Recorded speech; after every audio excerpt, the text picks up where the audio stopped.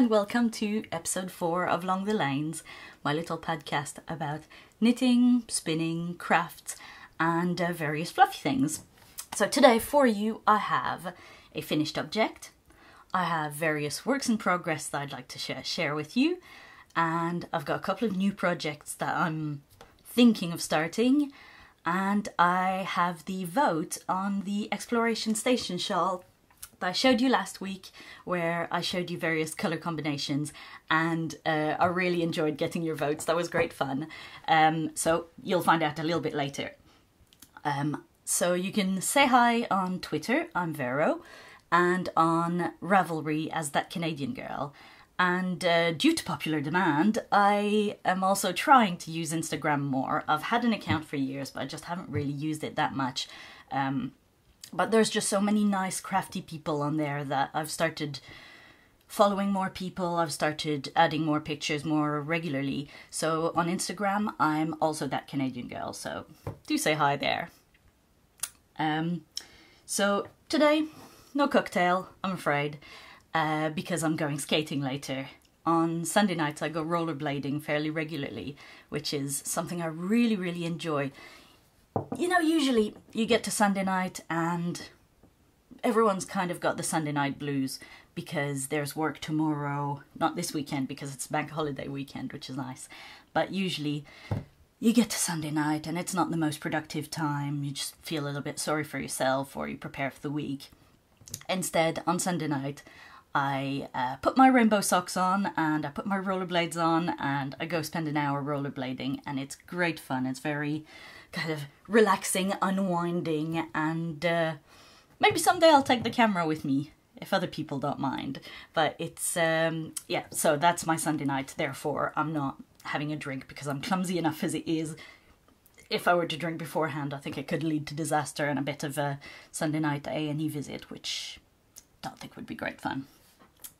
So, starting with my finished object. Yes, you've guessed right. Let's put the coffee aside. You've guessed right. I have finished the heater fude that I've been talking about since the first episode. And I can't wait to block it, because currently I kind of have the fear that it's only going to fit a child, but I have to have faith. Every time I finish a project that's lace, I think it's going to be tiny until it gets blocked. So either today or tomorrow I'll take this lovely but seemingly slightly little project. I will weave the ends in, I'll give it a nice soak, and I'll block it, and as I promised, I'm going to try and make a tutorial out of it. I didn't realise lots of people aren't that familiar with using blocking wires or blocking in general. So I'm incredibly pleased with it. I think it's going to be lovely to wear. And I finished it about 2 days ago now. So I've just been sitting on the jobs that are left, which is things like weaving ends in. And I'm really hoping that because I've got the podcast, because I've got you, and I know you're waiting to see the finished product and see it wearable, I hope that's going to be my motivator to finish it quicker, because I do have a little bit of a lazy side when it comes to actually blocking projects and actually getting them to the end once they're off the needles. So that should be a few more days before I've got something lovely and wearable for you. But interestingly, I bought 4 skeins of the Madeleine Tosh sock that I decided to make that project out of, and I've weighed what's left of the third ball, so I've got a whole skein left, and I've got this ball, and there's 57 grams left. So I have used less than 2.5 skeins, and I expected to need much more than that. I suppose I tend to not trust the quantity of yarn that it says you'll need, because I don't always swatch very well. I did swatch for this, but don't always swatch very well. I often change needle size, and I've just been caught out a couple of times where I started a project and I got to the end and had to do the bind off in a different colour, or sometimes it was my own fault, as I said, changing needle size, changing the pattern on the fly. But there's been other times where I think designers sometimes don't really allow for the little bit of extra or the little bit of leeway that they should give you. Especially sometimes I wonder where it says you can just about get something done, let's say with 2 skeins, but then it tells you to swatch, or it's recommended that you swatch. And you say, okay, well, can I swatch and still have enough within 2, or will I have to undo my swatch and add in? In this case, in fact, I have them here. I made 2 swatches for the Hito Fude. One still has the paper, so I made this one on 3.25 needles, and I made this one, I think, on the recommended 3.5, and I decided that I preferred the 3.25. There was very little difference. I think the only thing that drove me to choose the slightly smaller needles is that the bits that were stockinette were slightly kind of firmer together, so that when you wash it, when you block it, the lace becomes nice and open, but the stockinette doesn't look like a fishnet, which is an effect that I'm not particularly fond of. So that's kind of down to personal preference, or knowing how you knit. Another thing that's kind of interesting with the Hito Fude is that I chose to make, I think it was the 4th or the 5th size, I can't quite remember. And I mean, I cast on some time ago. I cast on almost 10 months ago. And since then I've lost 25 pounds in weight. And I'm glad, because I suspect that I probably would have felt a little bit too cozy. I mean, I'll really find out once I wash it. But I think that's one of my projects where I'm kind of glad that life has taken me in one direction. That means that it's definitely going to fit more comfortably. I think I was a bit over ambitious on size when I started it. And it certainly wasn't because I thought I was going to run out of yarn. So I don't know, maybe I knew that I'd eventually get off my bum and start rollerblading and start running a little bit more. So that's a finished project, which I'm very pleased with, and I can't wait to show you the blocked and finished version. As far as works in progress, I showed you last week I've got my Coronis from the Pom Pom magazine. So, whoops, of course it's now attached to the ball. So I have started the first of the 2 sleeves. And I've got about 10 or a dozen rows of the sleeve done. I haven't quite decided what length of sleeve I'll be doing. This particular one, yeah, I think I'll probably do it as it's intended. So it's a fairly cropped top, so fairly short, which is lovely to wear when you've got dresses that kind of not puff out, but empire waist dresses. I knew I'd get there.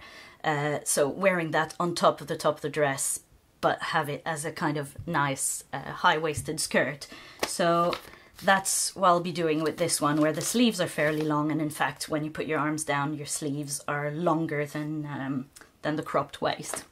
So that's going to take me a few more evenings, but I don't think I've got an awful lot left on this project.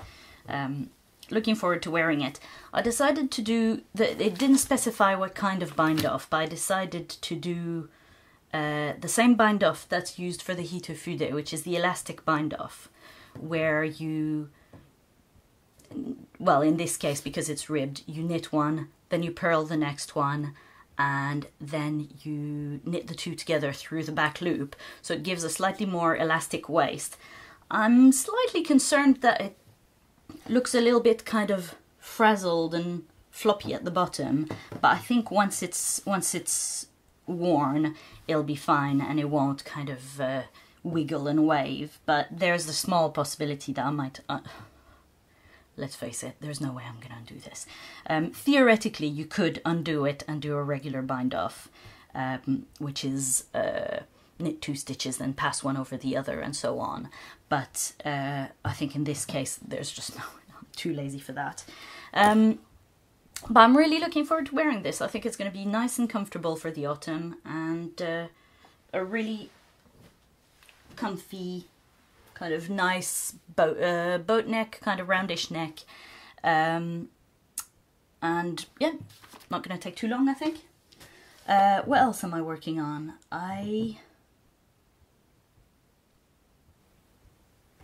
I'm going to finish my coffee first.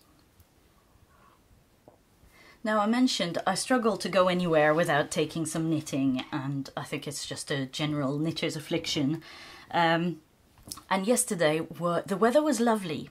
It wasn't too warm, but it was just kind of a lovely day to be outside and kind of either wear a light jumper or just kind of enjoy what feels like the end of the summer, unfortunately. Or fortunately, if you're looking forward to wearing your knitwear like I am.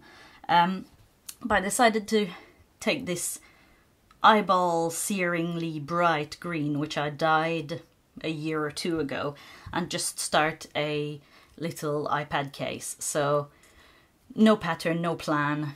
I just figure that's roughly the right size for my iPad.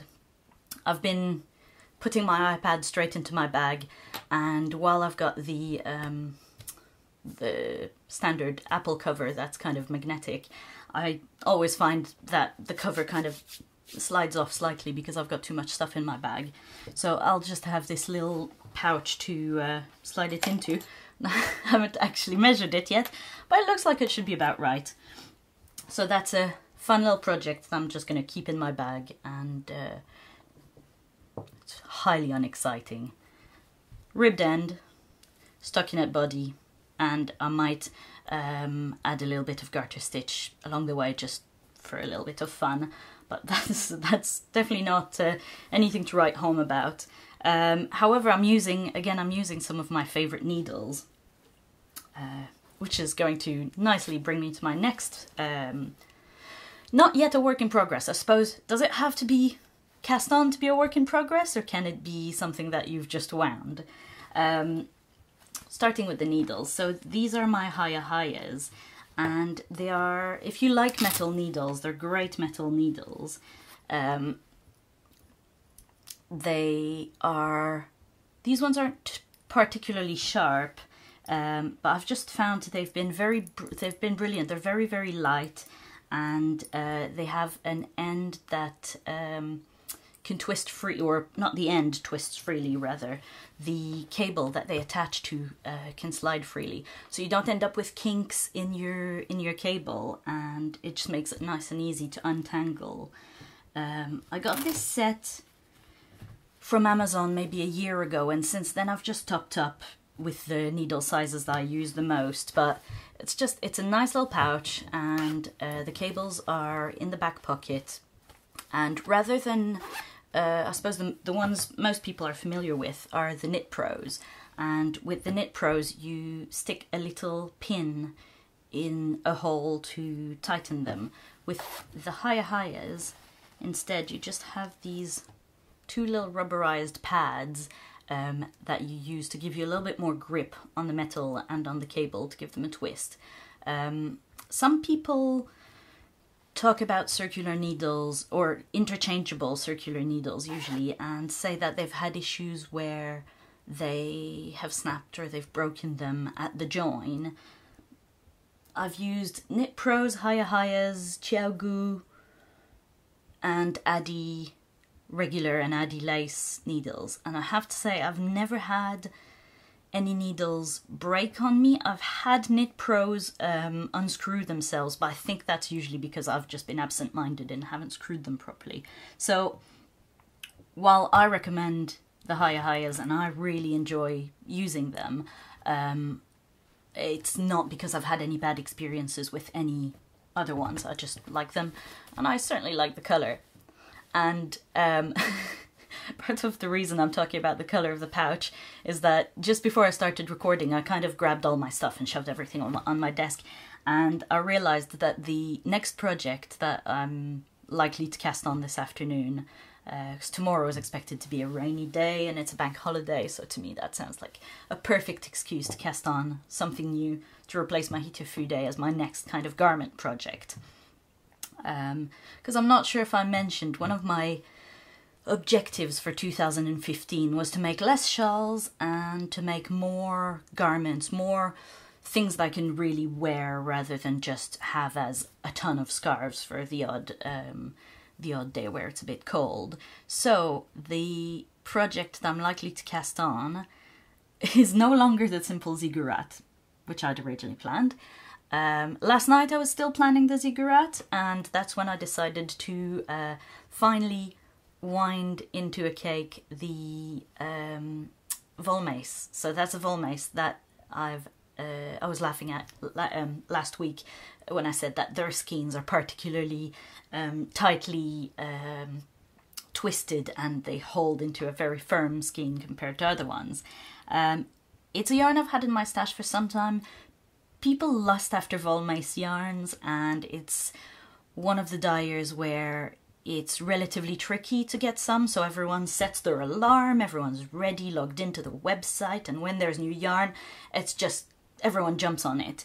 I was lucky a year or two ago that I got a couple of skeins of the lovely Aquarius colour in pure wool, but I've been kind of uneasy thinking I can never get any again, and haven't decided what project I want to use it for. Last night I just thought, you know what, it's about time I cast on something with it. So I'm thinking of using this and using the Easy Knits black that arrived the other day. And that's why I was laughing, is that the colours are the same. So originally, okay, last night started simple ziggurat, great. That's what I've been planning for a few weeks. Great, it's at the top of my queue relatively in Ravelry. That's what I'm going to cast on. And then simple ziggurat fell by the wayside because I decided that this yarn is a little too fine for it. It kind of calls for almost sport weight. This isn't it. Then I went to the Frost Threads, which is another pullover that I've been eyeing for a few years since a friend I met at the Skein Queen dyeing workshop called Kira. She'd made a Frost Threads that was just absolutely gorgeous. And I thought, oh, I might make that. Then I realised I don't quite have enough yarn because it's got quite a shawl-ish colour, so even though it's short-sleeved, you still need to have enough to do that. So that got thrown out again. And this morning I found a lovely colourwork, t-shirt shaped pullover that I really fancy making, and bought the pattern, printed the pattern, and it now looks like I'm going to be making the Ella pullover, which is part of the Swans Island All-American collection. And it's got a lovely yoke in colourwork, so this will be used for the body. I'll use the black as part of the colourwork. I'll most likely use this Skein Queen Lustrous in Lagoon as one of the other bits of the colourwork. And I've got some plain, not quite sure, I think that could be Skein Queen Blush or something along those lines, as one of the other contrast colours. I don't quite have enough, believe it or not, in that monster stash and in the stuff you can't see on the other side. It doesn't look like I've got any sock weight in natural colours, so I've only got 20 grams in here. I might need to go raid some friends' stashes for a little bit more of the plain colour. Actually, that's something that sometimes bugs me a little with colourwork patterns, is I'm taking this one as an example, but certainly not the only guilty one. It'll say that you need one skein of each of the 5 contrast colours. You probably don't need a skein. Well, okay, so fair enough, these are 40-gram skeins, they're not massive ones. But it's unlikely I'll need a whole skein. It would be useful to know, actually you need 20 grams or you need, 200 meters. Something like that would give me a tangible quantity to work from. Can I use this 20 grams or do I need twice this much? So I'll play around, pick my colours, but I can certainly cast on anyway because the neckline has, well, obviously a little bit of a ribbed neck. Then at the back of the neck will be the short rows that usually mean that the back of the neck is a little bit higher than the front of the neck. Otherwise, I'm really not a fan of tops that come all the way up and that just start straight in the round. So that just adds a little bit of extra fabric at the back of the neck without giving you too high a neck at the front. In fact, somebody else who was talking about the construction of those necklines is a podcaster who I quite enjoy watching. called Maria. She makes a podcast called Stitched in Sweden. I'll include a link in my show notes. In fact, later on or next week I'll tell you a little bit more about some of the podcasts that I enjoy watching. I'd be curious to hear what other podcasts you watch. I just think it's so lovely that we now have the ability to publish our own videos, that we don't have to wait until the mainstream decides to pick up on a hobby or on something that's of interest to the masses and therefore is worthy of broadcasting. YouTube makes it possible for us to just make a video, say what we like, and people will vote with their views. So I'm hoping that you'll stick around with me and that I'll be able to build a little bit of an audience and continue podcasting.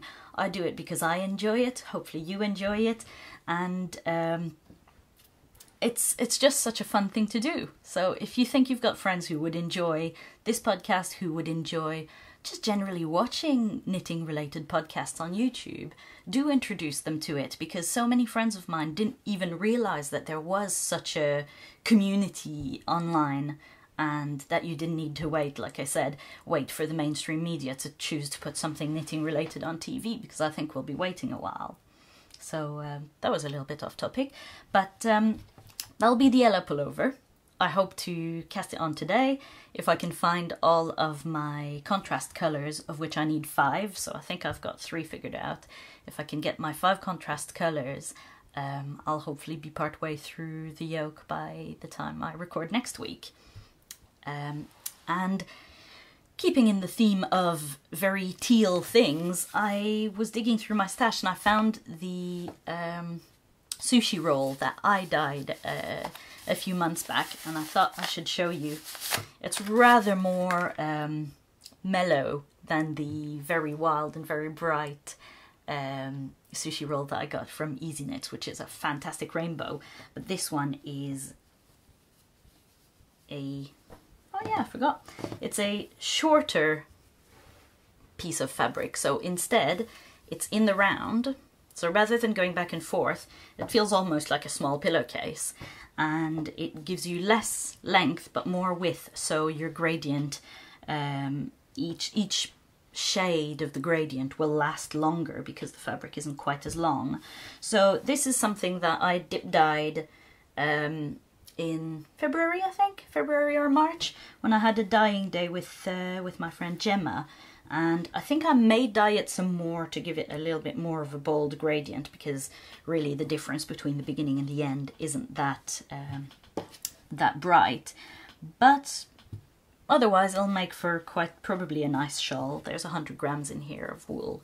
And the blank came from Yarnscape. Yarnscape is my friend Alison, who currently isn't dyeing commercially, but certainly I've got a few bits in my stash that I really love that she's dyed. She's made some brilliant colorways.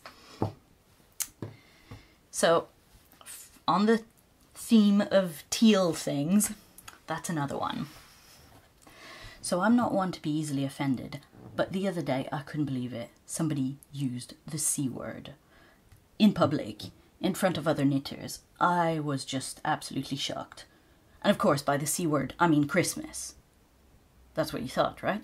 Can you believe there's, according to her, I don't want to count, I'm going to stick my fingers in my ears a little bit longer, there's 116 days until C Day. What kind of knitter are you? What do you do? Do you have a big list of hand knits that you plan to make for Christmas?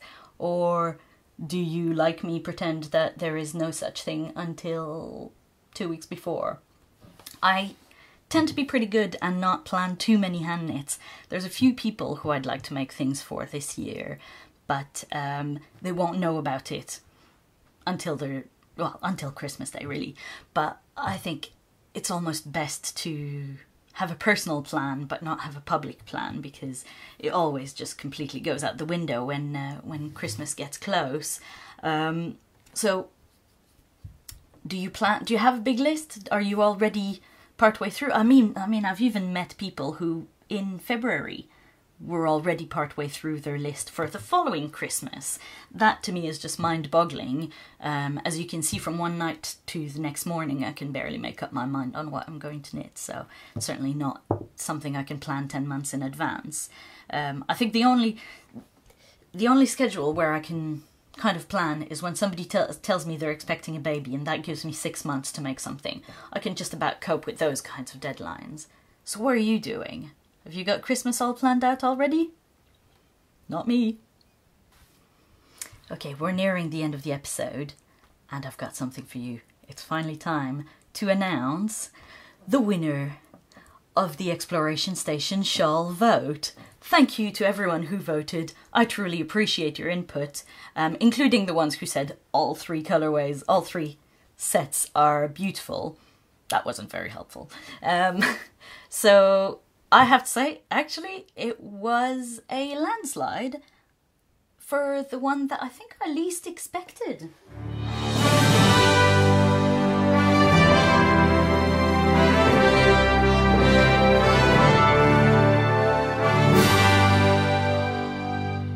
To everyone who picked the first option with the gold, the golden copper variegated, the burnished copper, and the silvery grey, you picked well. I actually think that's going to be a fantastic combo. I'm really looking forward to making this shawl, and I think these colours are just going to be absolutely beautiful. As I'm making it in sock weight and the pattern calls for DK, I'm going to be going down, I think, 1 needle size. I've had a chat with somebody else who made one. So Cypher Bunny Bakes confirmed that when chatting with Stephen West himself, he recommended 3.75 millimeters for sock weight. So that's fantastic. I've got so much sock yarn. It's definitely a year of making as many projects as I can out of the sock yarn stash. Beautiful colours. Thank you. Well voted.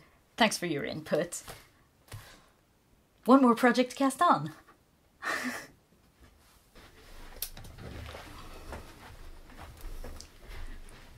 Alright, this is the craft cart. This started as a very well-intentioned project.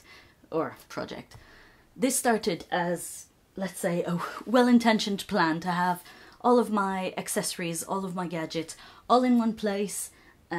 Needles, gauges, crochet hooks for those emergency drop stitches, and quick access to my current projects. As you can see, it's turned into a complete mess.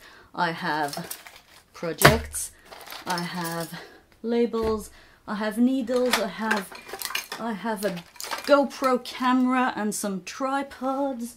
I have a lot of tangled stuff.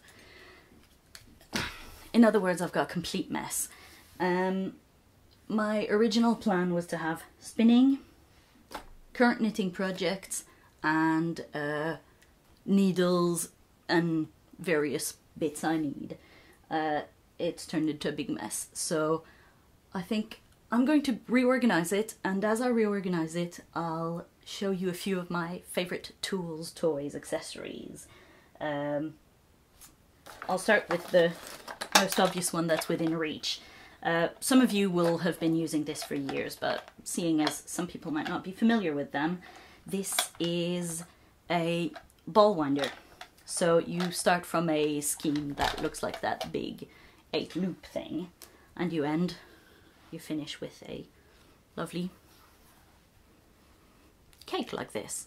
And that just makes knitting a lot easier, because I think a few people found out the hard way that you don't usually knit straight from a skein, because it turns into a big bowl of spaghetti and it's very hard to deal with. So I use this alongside either somebody's hands if I find a willing victim who's able to help, or along the Swift. Words were failing me. So you've seen the Swift in the intro to the video, I believe. That's the best way to spread out a skein until you're ready to use it. the Swift lives at the top of my shelves alongside an awful lot of stuff that falls on my head every time. So that's going to be the next thing to organise, but I don't think I'm quite mentally ready to show you or to tackle it. So I'll get started on this, and I'll take a break every so often to show you things that I really like.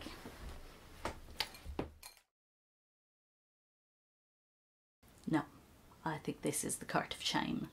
I think I'm going to need until next week to organise this. The more I go through it, and it's just got strata upon strata of stuff. So next week I hope to show you the cart again and have it slightly reorganised with all my lovely projects all tidily, Pinterest style, very well organised. For the time being, I'll just say that if you happen to go to IKEA, this is a great little cart. I've got it in pale grey and it's so easy to put together. It's literally 1, 2, 3.